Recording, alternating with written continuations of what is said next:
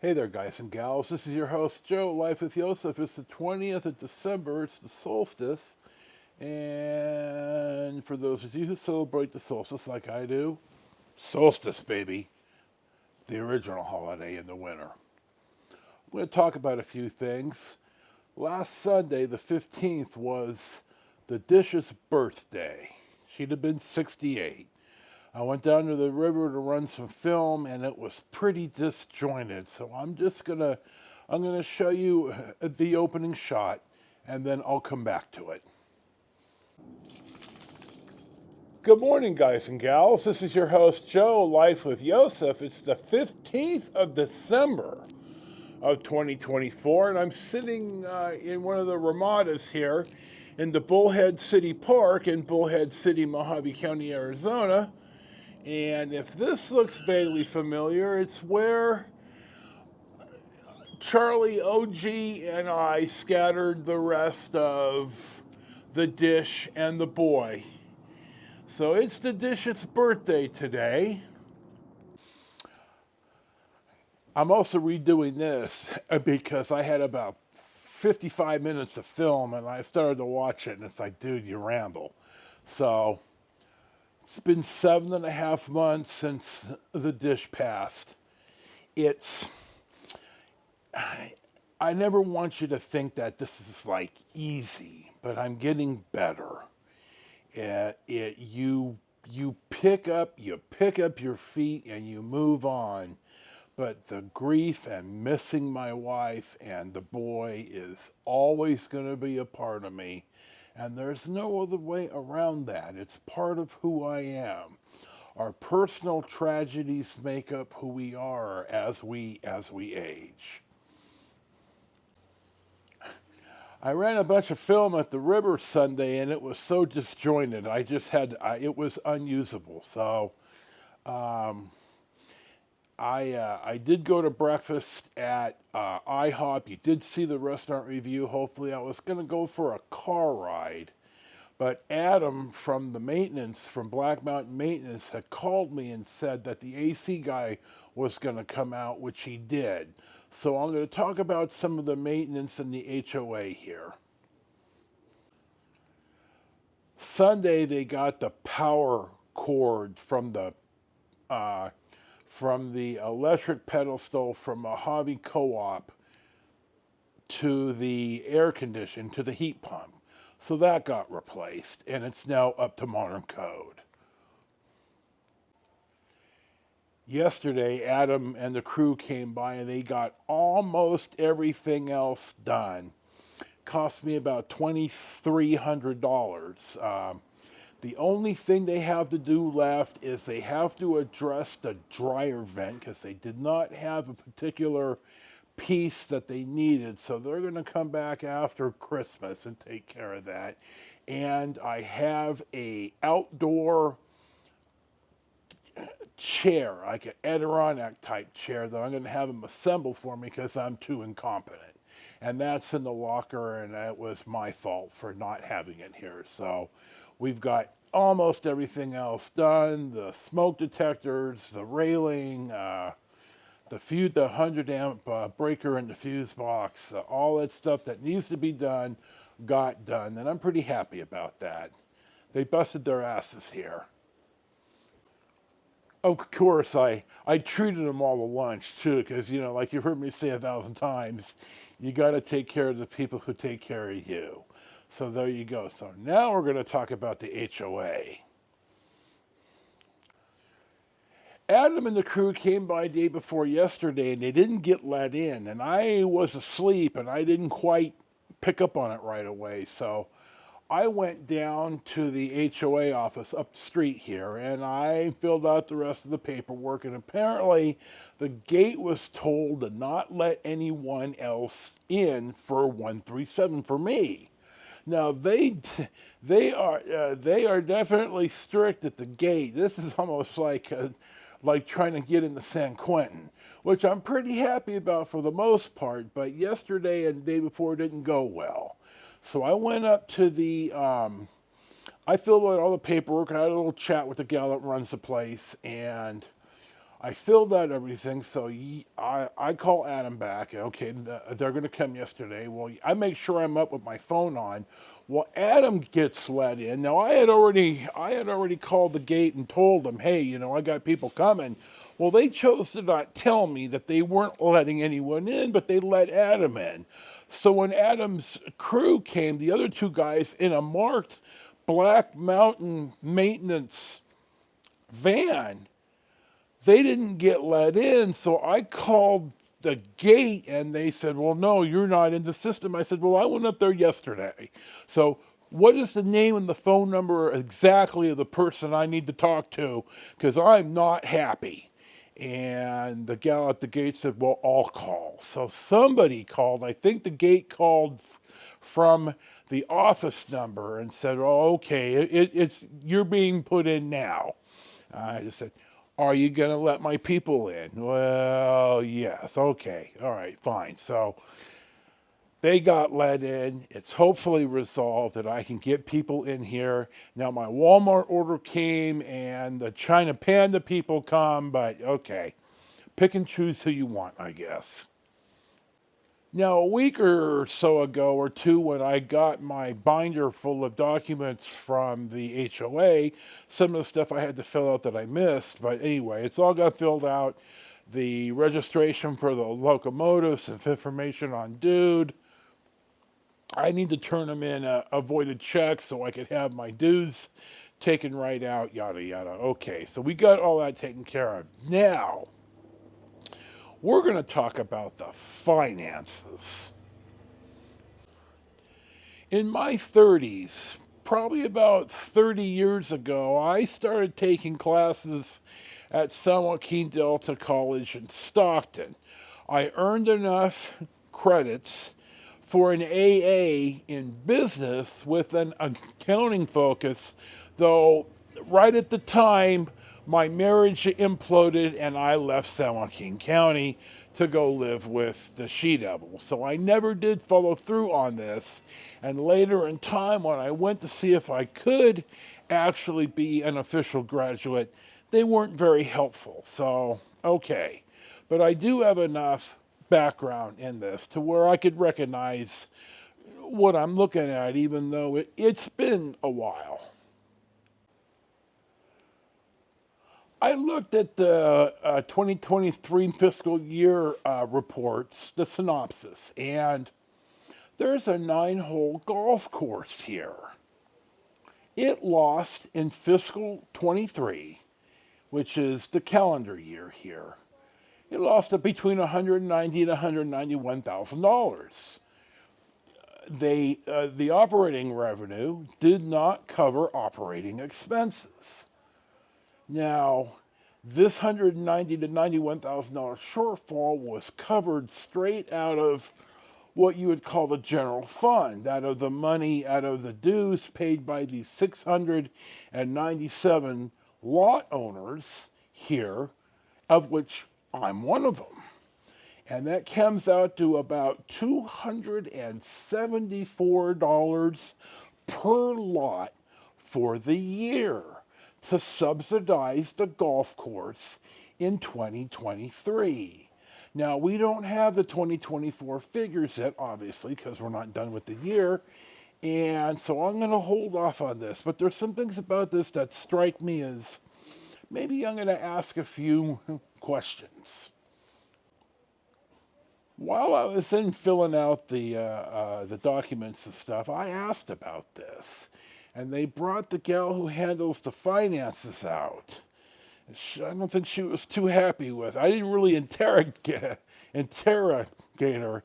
And y'all who've known me for a while, certainly my time as shop steward at the Mercury, know that I could be a real asshole. This ADHD gets me laser focused on shit and hyper focused, and I'm like a pit bull with his teeth in something sometimes.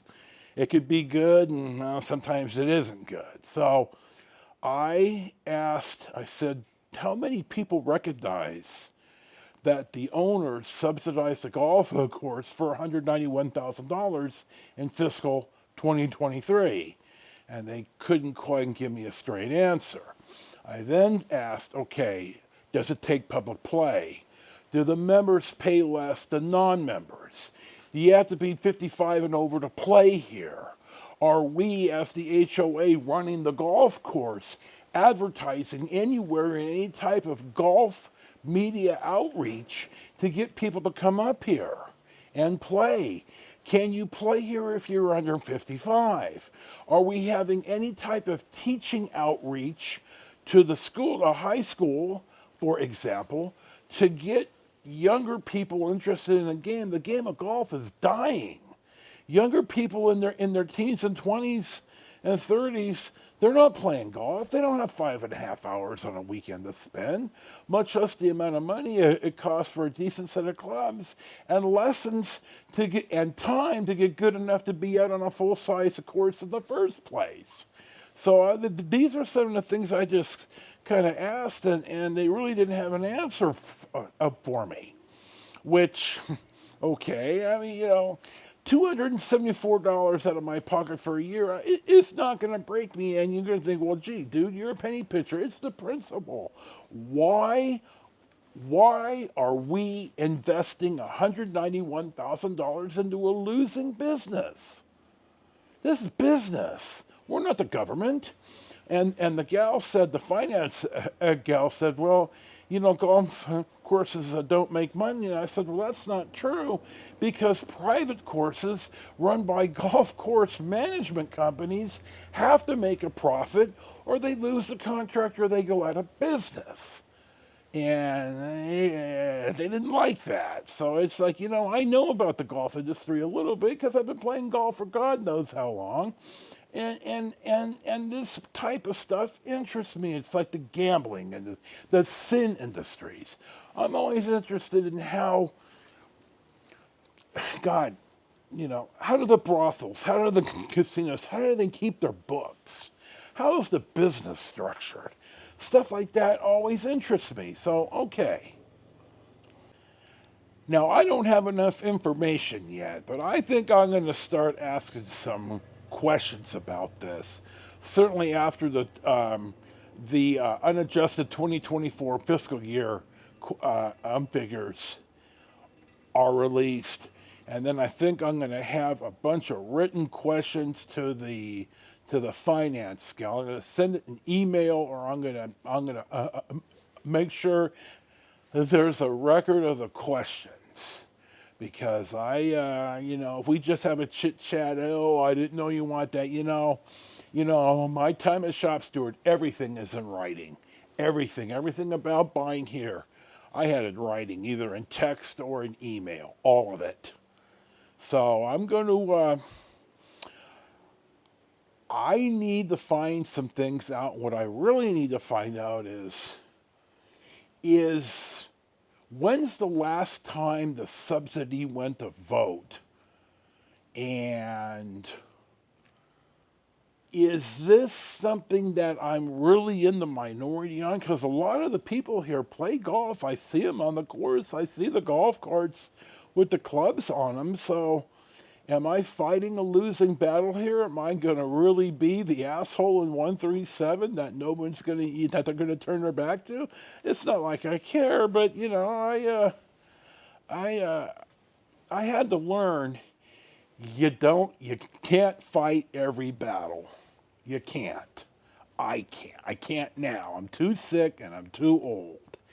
And I certainly need more information until I could find out, is this something that I could pursue, or is there a majority of the 697 content to subsidize the golf course to the tune of $190,000 in fiscal year 23 and whatever the subsidy was in fiscal 24. Granted, it's $275 a year. It's not going to break my bank, but why are we subsidizing a losing business? And even more, if it's not making money, then why aren't we subcontracting the operation of the golf course to a private operator who is going to make money? The city of San Leandro did this with their municipal golf course, Tony Lima. when they turned it over to one of the golf course management people, and now it's Monarch Bay. The price went up. They did some improvements, and it's a different course now.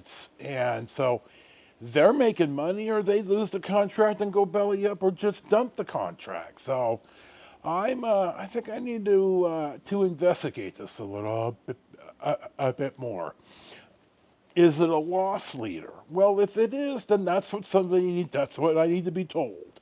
Yeah, it's a loss leader. Yeah, the body of the 697 are willing to subsidize it, and that's just how it is, and okay. I believe in the vote. I believe in we the people, and that the majority of the voting 697 want to support the golf course and subsidize it, certainly to the tune of $191,000 in 2023, then okay. I go with the will of the majority, and there you go. Every second Tuesday is a new residents welcome meeting up at the pro shop. I didn't go last week. I didn't feel well, but somebody actually came by and knocked on the door and brought me a couple of little candies, and there's a newsletter, and I guess there's a Facebook group too. I couldn't find it, but I'll ask about it. So they have like an indoor and an outdoor spa hot tub type deal. I could certainly use that. I've got a lead on a reverse osmosis company through Adam at Black Mountain. He's steered me to somebody, and he also steered me to somebody about the golf cart that he himself hasn't used, but he said there are people in the off-road community that speak highly of them. So I'll probably call them, and they're local. The closest one I was able to find was in Lake Havasu City, and bluntly, they need to come up and get the cart or do the service here. So I'm going to pursue this, probably the reverse osmosis and stuff, after Christmas. So we'll talk about Dude here. Hold on. Oh, look at that tail wag. Oh, he's such a pup. I love this little pup. You know, it's pretty much just him and I, so. Hey, there's my wagon tail. God love him. So, he's enjoying himself here. I'm slowly but surely working on inside. I got my Bissell carpet cleaner unpacked, and I ran it over the carpet. Dude is still not as housebroken as I hoped he would be, so some of the funk is, at least right now, been taken care of. Somewhere down the line, I'm going to deal with the carpet, and I'm going to probably have laminate put in, but you know, it's only me, and if it doesn't smell, I'm not really worked up about the carpet being stained, because ain't nobody coming to see me. No one's coming down here. So, you know, even when my brother did, he'll come by. He knows. He's not worked up about it. So, no, look at him. So dude seems to be enjoying it here. We're sitting outside today, and my God, it's a beautiful day. So, I think that's about it for the new Hideout update. I've got almost everything fixed. I'm going to make a separate video here about some travel plans. I had over 50 minutes of rambling that I really needed to cut back. So, unless I could think of anything else that I'm going to add in here, I'm going to make the closing shot. And this will be your closing shot for the new Hideout update on the 20th of December of 2024. This is, as always, your host, Joe, Life with Yosef. Thank you for watching. Thank you for subscribing. Thank you for your unyielding support during all of this. I appreciate you that watch and subscribe. Enjoy your day. Peace be with you. And Dude and I will certainly see you for the next one.